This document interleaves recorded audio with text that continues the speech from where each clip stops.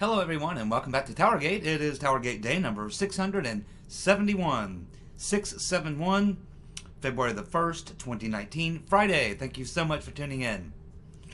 Okay, we got a lot of news to cover today, including a really good story we're going to talk about from Jeff Carlson regarding the interviews with Bill Priestap, who was the former head of counterintelligence.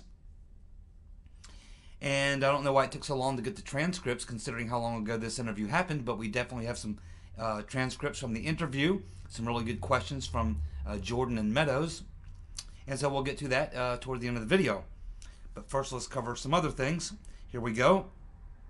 Well, it looks like Madam Botox, Nancy Pelosi, knows that she has been defeated on the border wall standoff. She's now playing word games and using semantics to avoid looking stupid and defeated. But it's not working. So using terms like Normandy barriers versus Normandy fencing. So basically what she's saying, she gave a little presser and she's like, there will not be any money or any discussion of border wall. Despite the fact that that's what they're discussing anyway. So ultimately, this is going to come down again to one of two things. Either there are going to be enough Democrats to get the barrier, regardless of what you want to call it. It doesn't matter if it's a concrete wall, a steel fence. It really doesn't matter. Just as long as it's really big, really tall, really strong, and you can't get over it, under it, around it, or through it. That's what's important. That's all that's ever been important. Trump's used the term wall as a generic term, wall, a barrier, something. He's said it can be a fence, a steel fence. In fact, Border Patrol prefers the steel fence. Fine. He doesn't give a damn. Just do something to stop people from coming into the country illegally. That's the bottom line. That's the point. That's all that's argued here. But Pelosi and Schumer have backed themselves into this corner, and now they're stuck. And they have to find a way out. So they have this group, this bipartisan group, discussing it.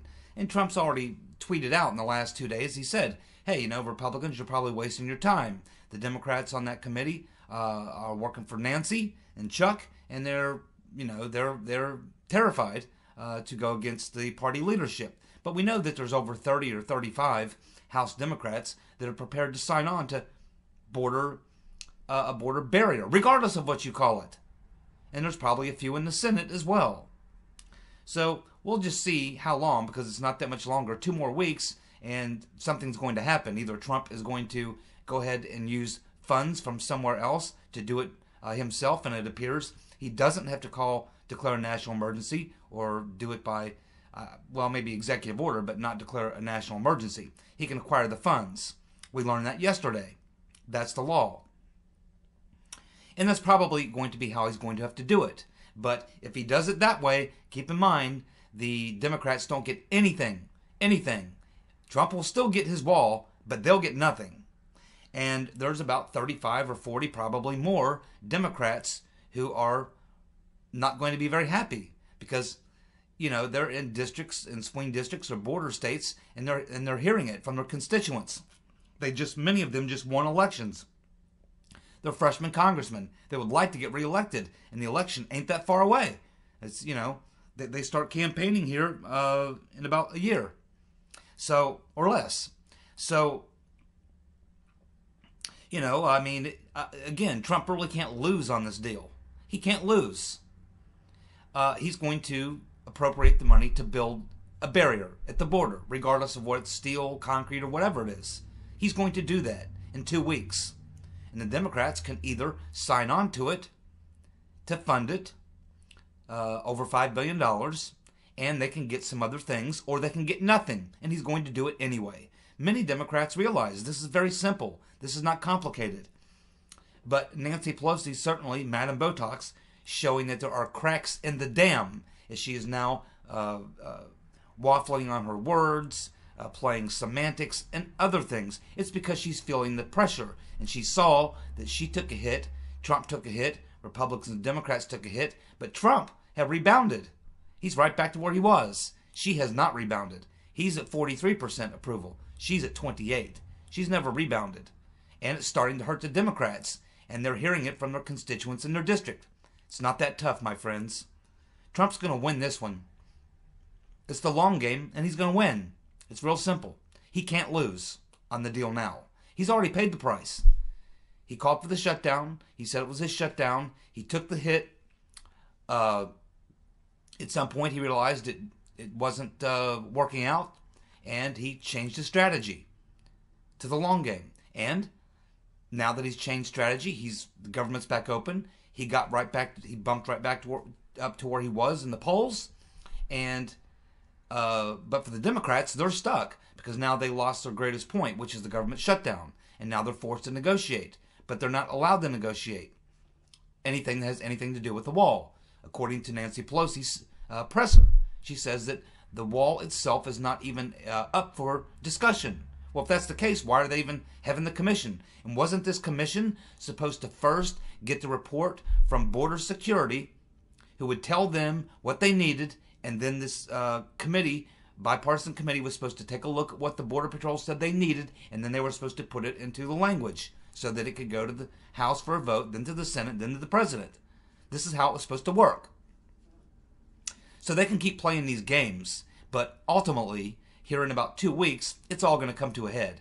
Trump's not going to shut down the government again. I'm sure of that. He's just going to go ahead and get the money somewhere else, and it doesn't look like he has to declare a national emergency to do it. And the Democrats, their base will get nothing. The Hispanic community will get nothing. None of those extended protections for DACA, none of this other stuff. Will they get? I mean, it's really a big loser because they don't get these things that their constituents in the Hispanic community would like to have and know that they could get if Pelosi and Schumer would just ink the deal. And Trump's going to get his wall anyway. It's just really hard to imagine.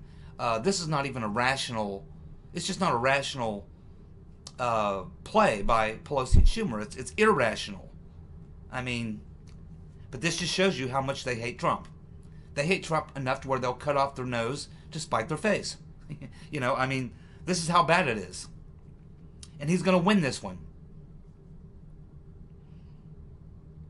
Well, new evidence has blown up the theory by Adam the Bug-Eyed Fool Schiff that Trump Jr. Had talked to his father in the days before the Trump Tower meeting. And we now know this because the phone calls from Trump Jr. That were subpoenaed by the Senate Intelligence Committee show that the phone calls from Trump Jr.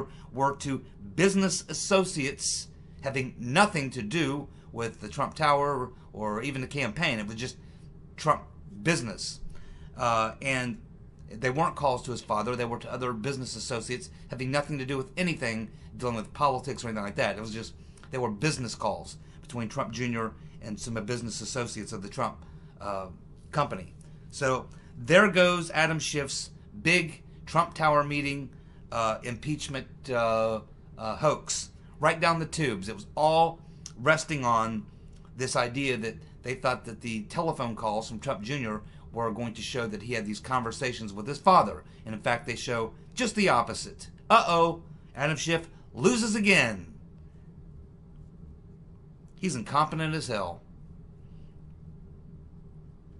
Well, Governor DeSantis of Florida has issued an order to get rid of Common Core. Congratulations, Florida. Well done, Governor DeSantis. Your kids are now safe in Florida. They can now be educated properly. We have a restaurant in San Francisco banning MAGA hats. Well, you have to assume at some point that there's a Trump supporter in San Francisco. Good luck with that. And I'm not so sure. I guess you can do that. I guess you can stop someone from eating at your restaurant for wearing a MAGA hat. I guess you can do that. I don't think it's smart. It isn't wise. But this guy is not actually the owner, though. He's the chef. But who knows? Maybe he makes the call. But you could probably challenge that legally. I'm sure there's a case there. But I doubt anyone will take the time to screw with it. You just won't get there to eat, I guess. Who cares?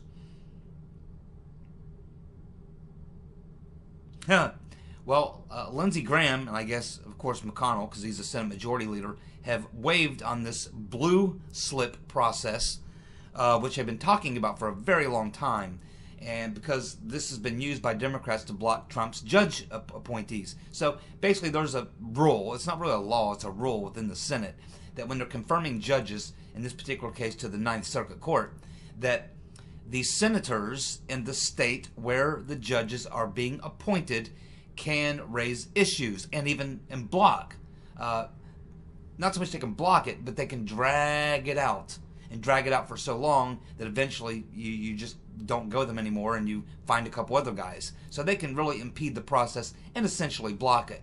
But and they've been talking about doing away with this blue slip process. And it appears that that's exactly what they've done in the case of these at least two, maybe three judges in California for the Ninth Circuit Court of Appeals. So there's these two or three conservative judges who've now been reappointed in California. And so typically the way the process would have worked is that Diane Turn In Your Guns, Mr. and Mrs. America Feinstein, and Kamala Harris, whose political career began in Willie Brown's bedroom, it appears that normally they would get a chance to stop this renomination process because it's their state. But at this point, it looks like Lindsey Graham, and of course would have had to have had McConnell sign off on that, they have decided to forego the blue slip process and just basically take it away and go ahead and reappoint these judges anyway. So anyway, that's like a poking their finger in the eyes of Mr. and Mrs. America Turn In Your Guns, Feinstein, and Kamala Harris, and they're very upset, raising all kinds of hell. Well, they can raise all the hell they want. It doesn't matter. It's a Senate rule, and the Senate Majority Leader or the head of the Judiciary Committee can waive that rule, and that's exactly what they've done because they've just been using it to hold up judge appointments. So at least ways we're able to rescue three conservative judges in the Ninth Circuit in California and piss off a couple of Democrats in the process. Well done. Ocasio-Cortez says that Howard Schultz, this former CEO of Starbucks, doesn't have the experience to run for president. This coming from a former bartender. And a dum-dum former bartender. Yeah, Ocasio-Cortez, man, she's making a lot of enemies, man. I'll tell you what, she's a real jewel. I'm glad we got her around. She's creating lots of problems. She's creating lots of problems and driving that party completely so far to the left that if this continues, that they won't even be a viable party.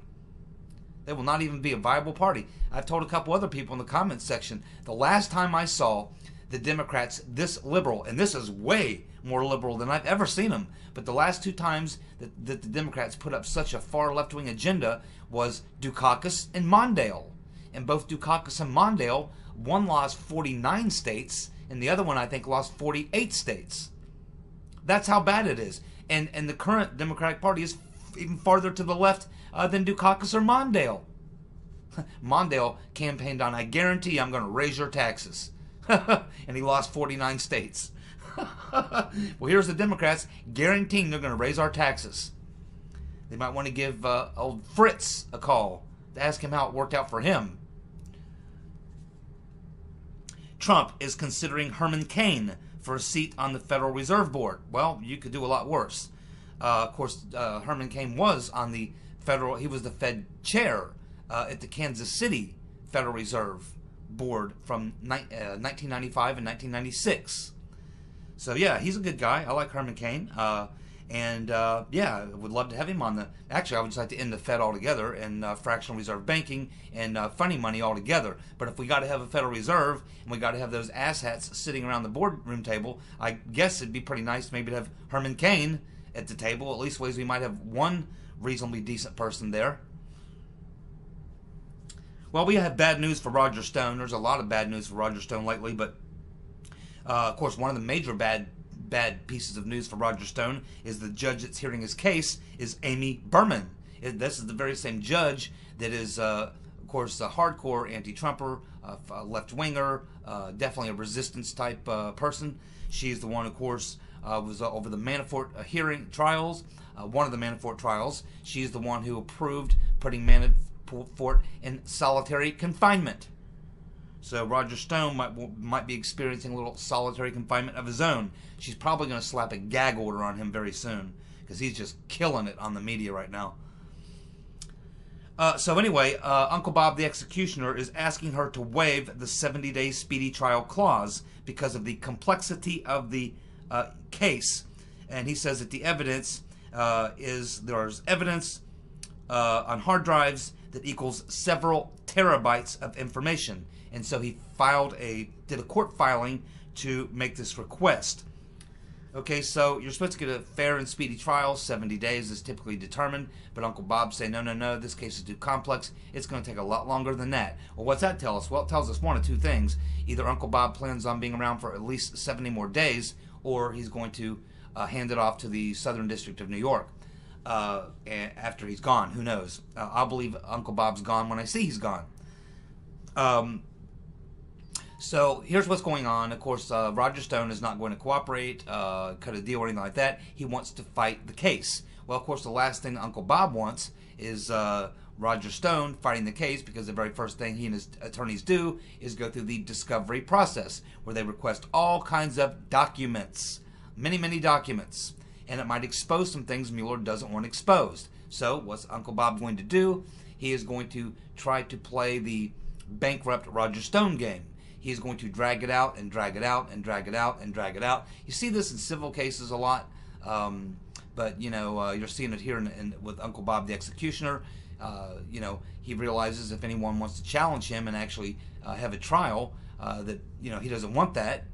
He wants to close all these deals down by threatening people and getting them to agree to something and some minor charge, so he can get his conviction and try to use that to needle someone else. Of course, Roger Stone's going to fight him. So, of course, he's got an unlimited, Mueller has unlimited amount of time and money, and we've never seen the scope memo, so we don't know how far he can go, but apparently he can do anything he wants to anyone he wants. He's the most powerful man in the world right now, obviously. So, it looks like that this is the strategy they're going to use on Roger Stone, is force him to retain his attorneys month after month after month after month after month until he's finally bankrupt. And once Roger Stone finally runs out of money and he cannot fight the case anymore, then he'll have to probably concede, cut a deal. Uncle Bob the Executioner, what a effing criminal he is. Guy should be hung. Hopefully, William Barr, when he comes in, will put a stop to this garbage. This is pure crap and everyone knows it. Mr. Barr certainly would know it. We're going to find out very, very soon when Barr comes in what the deal is. Very soon. It's not going to take long. Well, this gay couple that was married back in 2014, David Daniels and I guess it's Seth Walters, have been arrested and they have been charged with rape in Michigan. And so they're being extradited back to Texas, where the alleged rape occurred. And the victim is claiming that these characters, this gay couple that were married in 2014, slipped him a Mickey. And then he woke up in the morning with a sore, bleeding ass. A sore, bleeding ass. Yeah, well, I wouldn't be hanging out partying and spending the night with or hanging around a couple of guys like this, because yes, you might expect that when you wake up in the morning you might have a sore, bleeding ass. But it appears that what makes this such an interesting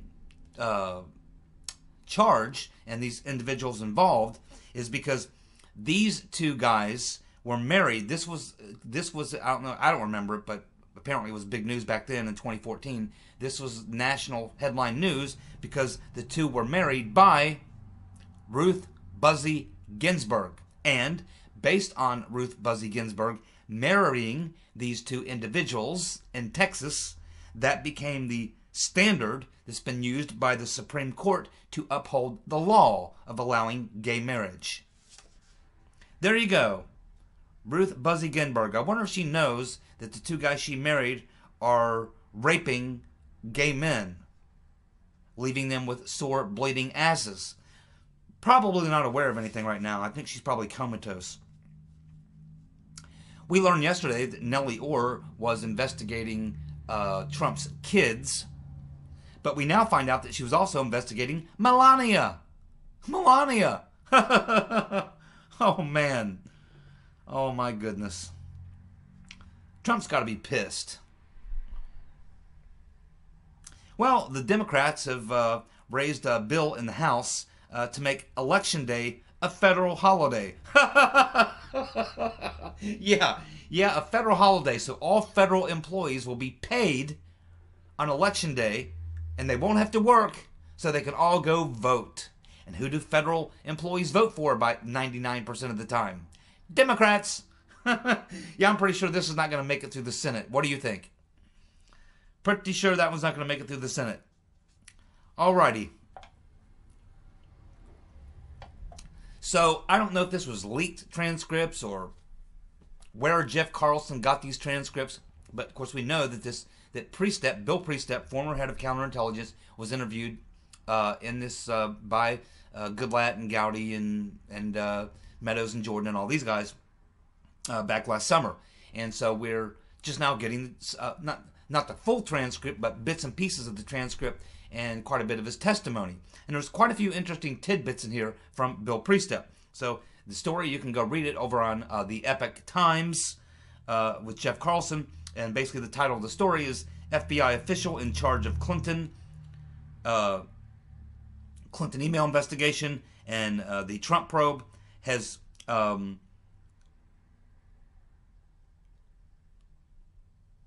was excluded from key meetings and decisions. Okay, so this is what the story is about.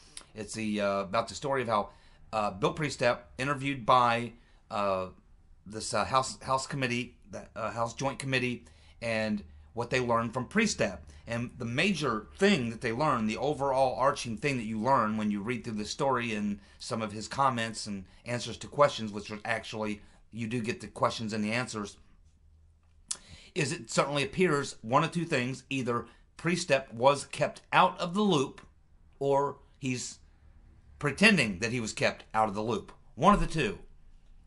Can you believe Priestep? No, not really. Maybe he's covering his butt. I assume he is. So, let's go through this and look at some of the comments he made on some things and try to sort this out. So, Priestep gives closed-door testimony. He, of course, was the former head of counterintelligence. Bill Priestep reveals in this particular story that it was a hand-picked group that ran the investigation outside of his control. So this is his narrative in his Q&A hearing. Is the narrative he paints is that there was a hand-picked group. He knows they were a hand-picked group, but he does not know who hand-picked them. I do. He doesn't. They were a hand-picked group, and that they operated sort of outside of his control. This is the narrative he's painting. So Priestep was responsible for oversight in both the Clinton email and Trump-Russia investigations. Priestep says it was Peter Strokenis and Jonathan Moffa who were driving the train. His quote, his words. They were driving the train. Strzok and Moffa. Remember, Moffa was the FBI agent signed to Rome, Italy. He's the one who Christopher Steele was meeting with. They had worked on the soccer thing years earlier, and that's how they made their relationship. And so Priestap is saying that it was Moffa and Peter Strokenis primarily driving the train. Priestap, we know about all these meetings between McCabe, Peter Strokenis, and Lisa Page. They were having lots of meetings. Seemed like always having meetings. According to Priestap, he was never really in any of these meetings, and he was unaware that they were even happening. He says that he was very surprised by the Page-Strzok text messages. And he said, in response to some of the things that Peter Strokenis said, he said, well, that's not the Peter Strzok I knew. What does that tell us? Well, it tells us that Peter Strokenis, that Priestap may be right when he says that he wasn't really kept, he was kept out of the loop. because everyone inside the loop certainly felt the same way as Peter's been stroking us, we know from their texts. But the fact that Peter's been stroking us, whenever I guess he would have any conversation or whatever with Priestep, he would change his attitude. He probably wouldn't tell Priestep, oh, I hate Trump, or we got to stop Trump, or we need an insurance policy, or any of this stuff. So he obviously played a different character, Peter's been stroking us, whenever he was dealing with Priestap, which, according to Priestap, he was kept out of the loop on a lot of these things. Priestap says he was not aware of the insurance policy until, it came out in the media. He says that he may have met Bruce Orr, but was never in a meeting with him and never worked with him on any case.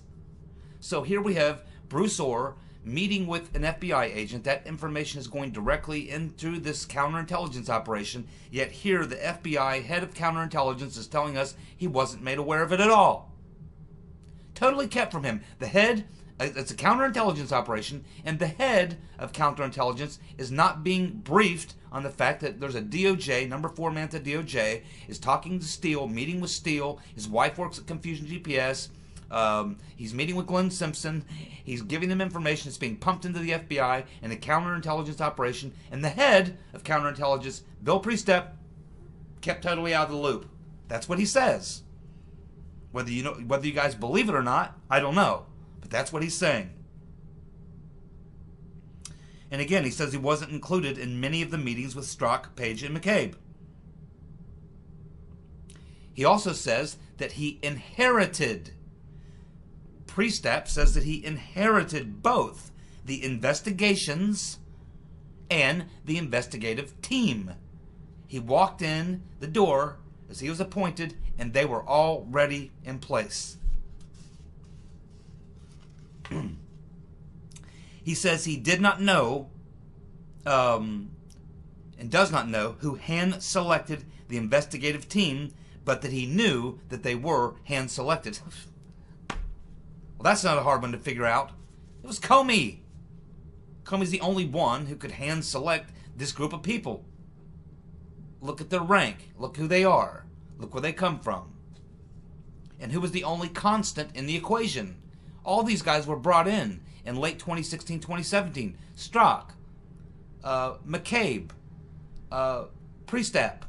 All these characters were brought in at the end of 2016 and early 2017 by Comey. So of course it was Comey who put together what he refers to as a hand-picked group, what we know is generally called the small group. Comey. I can't believe Priestep hasn't figured that out. He's the head of counterintelligence, and he doesn't know he can't figure out who put the group together? Are you kidding me? What kind of a dope is this guy? He's either playing dumb or he's dumb. One of the two.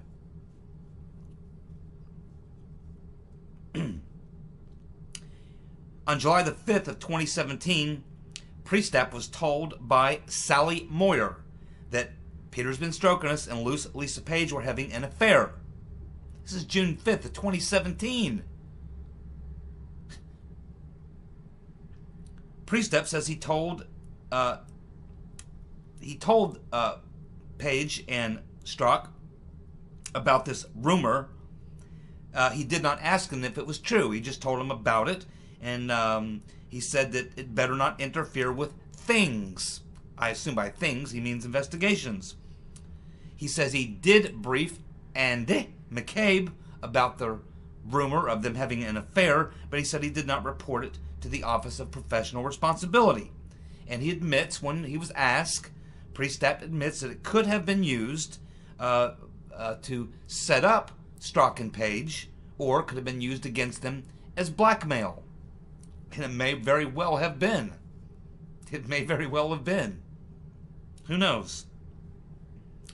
Priestap says he was not briefed about the Clinton server being hacked by the Chinese. Of course, he's talking about this intelligence community inspector general Charles McCullough, when he discovered that the Chinese not only were hacking the Clinton server, but they were on the server in real time, logged in to the Clinton server, getting real time everything coming across. They were logged in, man, like a freaking user, getting it all in real time. They weren't just going in there and grabbing some files. They were just sitting there monitoring the damn server 24/7, getting it all. This is what McCullough told a couple of people there that he briefed. And we have Priestap now saying, and he's the head of counterintelligence. And he says he was never briefed on it. But he says if he would have been, it said it would have been a big deal. Would have been a big deal. But what did Peter's been stroking us say when he was asked about it in the hearings? He was like, yeah, that briefing about the Hillary Clinton server being hacked by China. Let's see, I can't remember. We may have had a meeting about that. I'm not really clear on that, who it was. Maybe, yeah, I think I did have a briefing on it. I can't remember. I think we passed it, along, put it in the process. Yeah. You find out that the rotten Reverend Clinton's got the Chinese logged into her damn server 24/7, and you can't really remember much about that. Not a big deal. Well, Priestep says it was a big effing deal, had he known about it, but he didn't, according to him. Priestep says he made 3 trips to London. 3 trips to London, 2 in 2016, 1 in 2017.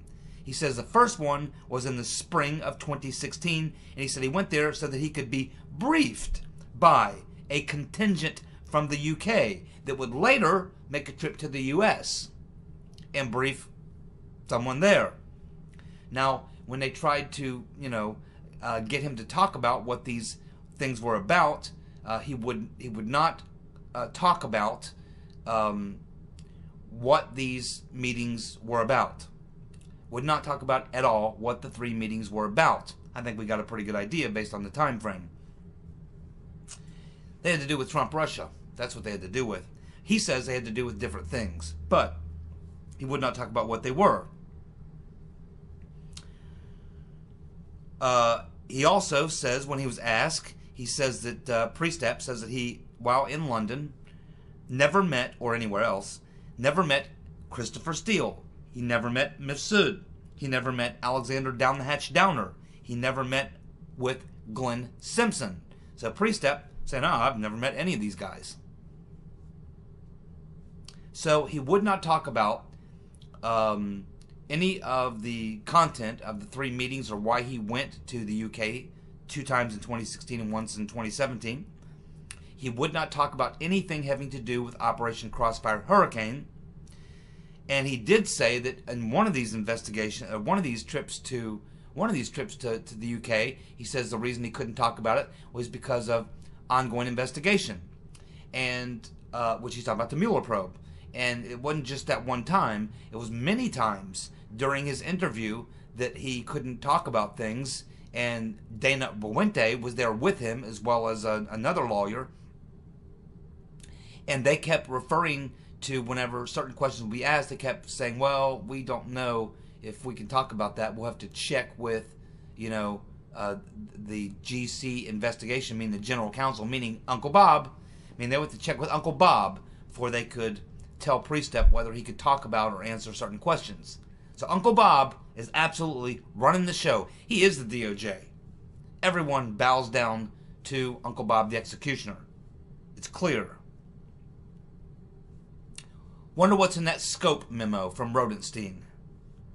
Dear Mr. Mueller, you are God. Everyone will answer to you. You can do whatever you want. You can take as long as you want. You can spend as much money as you want. You can do anything and everything. You are God. That's what the memo said, probably. Here's the biggie.